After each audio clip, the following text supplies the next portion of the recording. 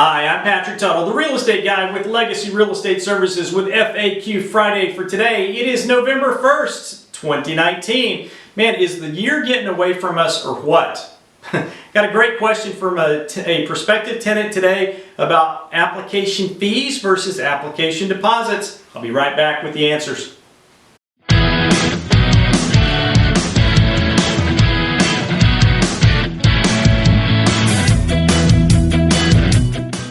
Alright, so I'm back. Now today, it's November 1st, and I want to remind you that tomorrow, that's right, tomorrow, daylight saving time ends, and you need to change your clocks before you go to bed, or 2 a.m. or whatever time it is. But don't forget to fall back. That means you get that extra hour of beauty sleep this weekend. So, back to our question. Question came in from a prospective tenant, and the question was, what's the difference between an application fee and an application deposit? Okay, so here, this comes from the Texas Association of Realtors Residential Property Managers Guide, and it actually answers the question. It says the application fee is a non-refundable sum of money that is given to the landlord to offset the cost of screening an applicant for acceptance as a tenant. Now here at Legacy Real Estate Services, as of right now, November 2019, we're collecting $50 from the tenant to pay for the labor that we have to have the applicant go through, the people in my office to do the work on it, and to pay the outside sources for the criminal history check, the rental history check, the employment check, and the background check. So those things are all included in that $50 fee. And this is a non-refundable fee. We don't give it back to them. We're spending money to get the background check done,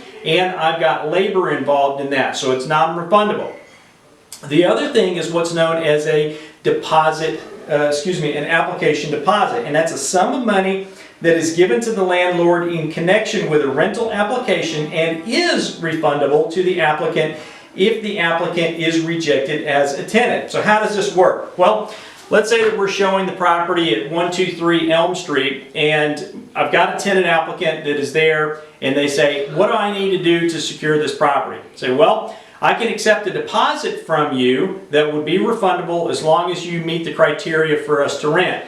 And they shell out 50 bucks, 100 bucks, whatever, and then I write them a receipt for an application deposit. And that deposit is 100% refundable if we reject that tenant as an acceptable tenant at Legacy Real Estate Services.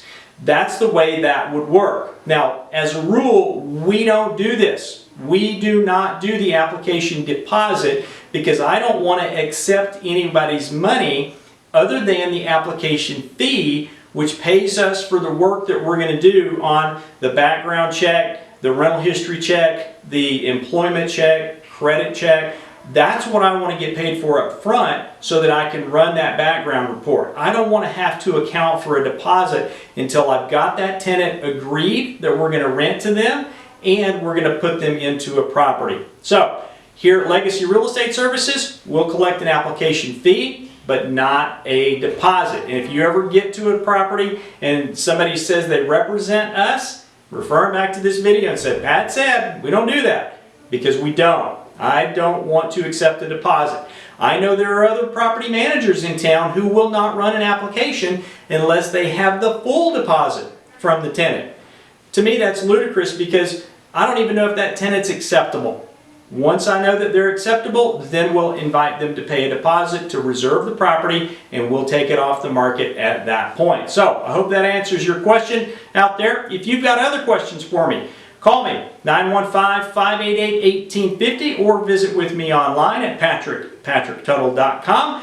And we're here on the west side of El Paso. We'd love to do business with you. Thanks for watching. God bless you. Make it a great day. Bye-bye.